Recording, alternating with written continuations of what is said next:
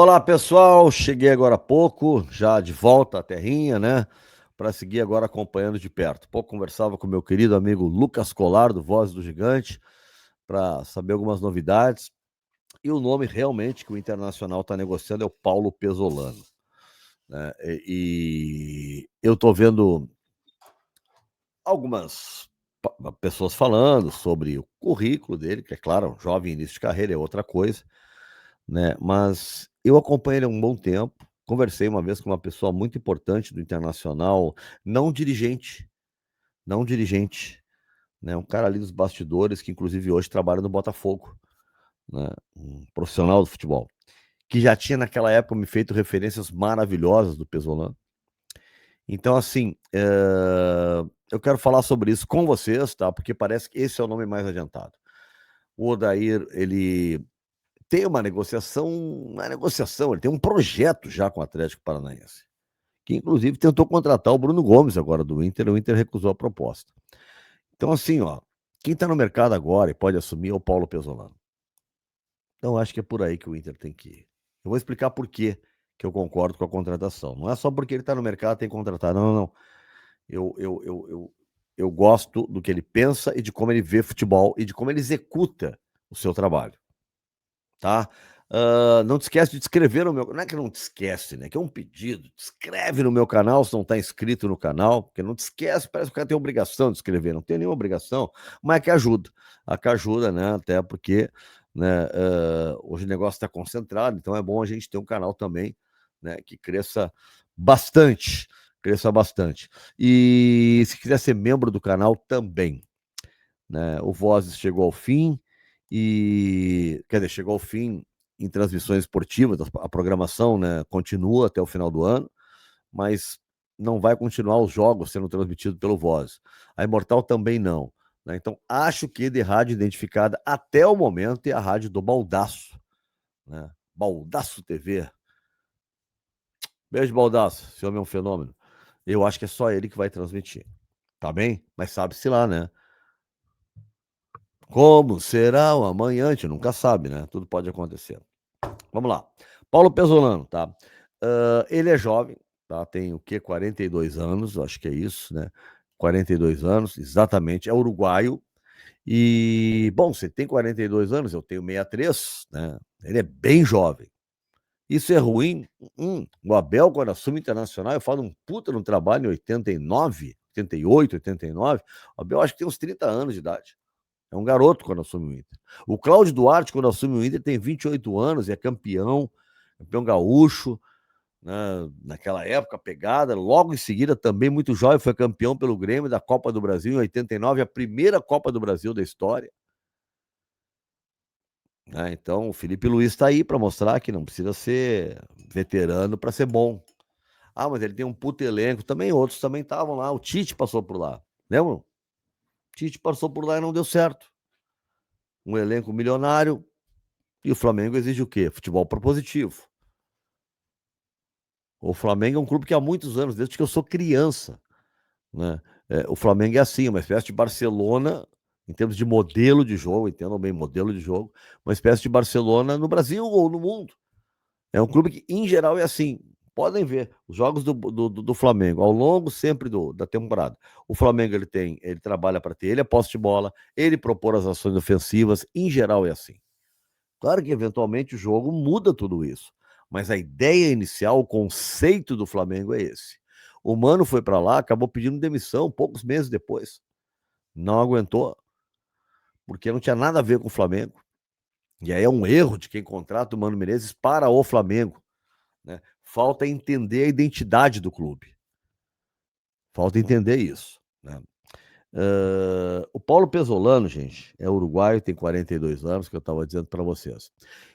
Sobre modelo de jogo, que é uma coisa que me interessa muito, né? Eu anotei alguns tópicos aqui para dividir com vocês, né? Para gravar o vídeo aqui, tá? Que eu estava lembrando, assim, do que eu vejo e tal, do que eu estou observando. Ele joga preferencialmente com linha de três, tá? Três zagueiros. Ou é um 3-4-3 ou um 3-5-2, mas em geral linha de três. Que o Inter se deu bem em vários momentos desse ano, e talvez o jogo do Botafogo seja a melhor referência nos últimos jogos assim.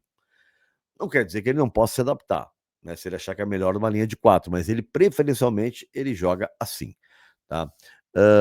Ele gosta muito dos alas ofensivos, isso é né, o Inter tem, né? O Inter não pode ser refém do Bernabéu, né? Ala ofensivo, mas que sem a bola saiba jogar, saiba marcar, saiba dividir sem cair, saiba dividir sem fazer um pênalti, empurrando o outro, né? Então o Inter também precisa de um lateral esquerdo, tá? E o Aguirre, a meu ver, é um cara esforçado, é bom para estar ali, mas é insuficiente para ser aquele ala que vai se mandar e fazer a jogada. E como o Bruno Gomes vai ser do meio-campo, o Inter recusou 4 milhões de euros ou dólares, eu acho que foram dólares, tá? Do Atlético Paranaense pelo Bruno Gomes. Mostra que esse é o jogador que o Inter quer ficar. E tá certo, tem que ficar. Questão do primeiro volante, o Inter tem que definir. O Luiz Otávio está sendo negociado, vai ficar o Thiago Maia. É o único primeiro volante que o Inter tem, a não ser que tenha mais alguém da base. Thiago Maia não consegue terminar nunca um jogo. Então, essa é uma posição que está carente. Eu estou contando aqui que o Inter não vai apostar no Richard. Tem o Ronaldo lá também. Acho que o Ronaldo pode ficar, mas tem que trazer um volante para disputar a posição com o Thiago Maia. Isso é o mínimo, né, que o Internacional tem que trazer. Então, assim, ó, seguindo assim naquelas coisas que é do que o Paulo Pesolano, né, gosta no time dele, tá? Eu sei que assim, ó, o jogo dele, aquele jogo vertical, me agrada muito. Ele é do Grupo City, né? Sempre trabalhou com a cria do Grupo City. Então tem conceitos de Guardiola, do próprio Klopp, tá no Grupo Sinos. O Grupo Sinos é onde eu trabalho, muito bom. No Grupo City, né? Que é aquele jogo vertical, progressão rápida, jogo posicional, ele usa muito o jogo de posição, que é como joga o Guardiola, por exemplo, né? Ele faz aquela marcação individual, mas é marcação individual por setor. Se tu cair em tal setor, fulano te pega. Se tu for pro meio, é outro cara que vai te pegar. Se tu for lá para tal lado, é outro cara que te pega. Então, tu define quem marca, mas em cada setor. Não é aquela marcação individual que o cara sai de uma área a outra e o outro vai seguindo ele. Não é assim que ele joga, tá? Isso eu acho interessante. E os jogos que eu reparei, a transição dele é muito rápida quando pega a bola. É orientação, né? O Zubeldia joga muito assim também, né? Nesse aspecto, né? De transição muito rápida. Recuperou a bola em velocidade. Diego Aguirre fazia isso muito bem no Inter também. Se vai dar certo, a gente não sei, não tem como saber. É impossível. Eu sei, vão me dar o carteiraço que ele é jovem, né? Que ele não tem experiência de grandes clubes, a não ser o Cruzeiro, e o Cruzeiro ainda na Série B, mas é a melhor campanha histórica da era dos pontos corridos de um clube na Série B, com ele dirigindo o Cruzeiro. Então, assim, ó, né, ele dirigiu também, ó, vamos lá. Ele começa no Torque do Uruguai. Isso aqui eu fui pesquisar e anotei, tá? Que é um clube de lá que é do City, do Grupo City, tá? Então ali ele recebe todos aqueles conceitos de jogo moderno, de jogo posicional, né? De aquela organização de estrutura de equipe, né? Aí ele vai para o Liverpool de Montevidéu, isso é 2020 e 21. E ele é campeão do torneio Clausura de 2020 do Campeonato Uruguaio. E o que chamou a atenção no Liverpool? Um jogo intenso. E isso aqui, né?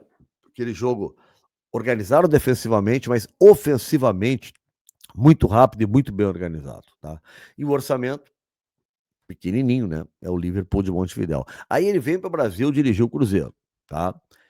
Que é um trabalho marcante, né? Era a Série B, não importa, né, cara? O Inter fez uma Série B, chegou a trocar de técnico de Série B, porque chorava, não conseguia jogar bem nunca, né? E ele é campeão da Série B de 2022, né? Consegue o acesso antecipado, né? Uma campanha absolutamente dominante em relação a todo mundo. Ele reconstruiu aquele time, né? Levou de volta a Série A.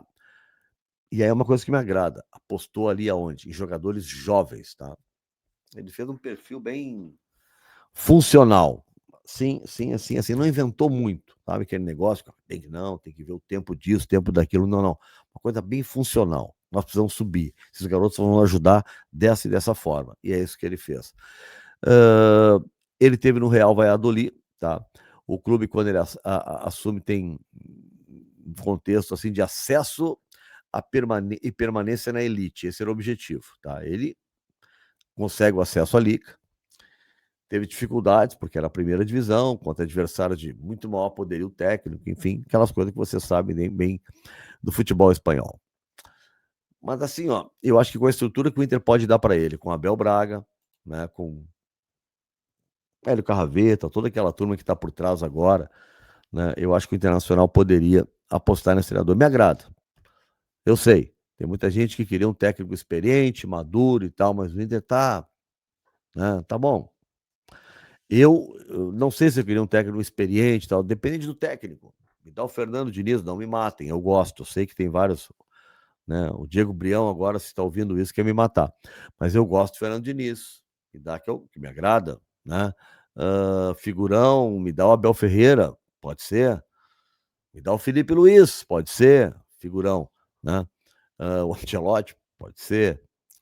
Agora, é outro grande figurão, assim, que não deu para apostar. Eu queria o Rafael Guanais, lembram? Cheguei a falar aqui. Renovou com o Mirassol e é um cara que mostrou um puta no trabalho. E eu acho que o Pesolano mostrou um baita no trabalho também no Cruzeiro. E eu acho que pode ter sequência agora no Internacional, com a estrutura, com o Abel Braga, com tudo que o clube pode oferecer para ele. É um cara muito bem relacionado, se integra bem ao ambiente, eu acho que pode dar pé, né? Depois, vamos lá, der tudo errado, a gente vai um cobrar do outro. Dan, tu apoiou, não sei o quê. Não, claro. Tem nomes que tu me dissesse assim, não, o Mano Menezes é o eu não vou apoiar. Eu vou torcer para que o Inter ganhe, mas apoiar a contratação, não vou apoiar. Não vou apoiar. O Fábio Carille, não vou apoiar a contratação. O Jair Ventura, não vou apoiar a contratação. Tendo o maior respeito pelo trabalho de todos eles, tá?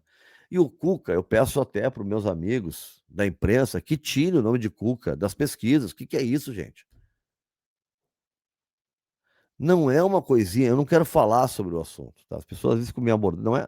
É que assim, eu pesquise sobre o fato, tá? Tentam entender o que aconteceu. Havia uma criança de 13 anos envolvida. Eu acho que esse assunto está encerrado. O Cuca pode seguir a vida dele em qualquer lugar. Agora, um clube como o Inter, ele tem que preservar certas coisas. É o clube do povo, é o clube da diversidade, é o clube que desde sempre, né, incluiu todas as raças. Então, não dá, né? O Abel deu lá o deslize, falou o negócio da camisa rosa e tal, mas enfim, né, uma coisinha, né?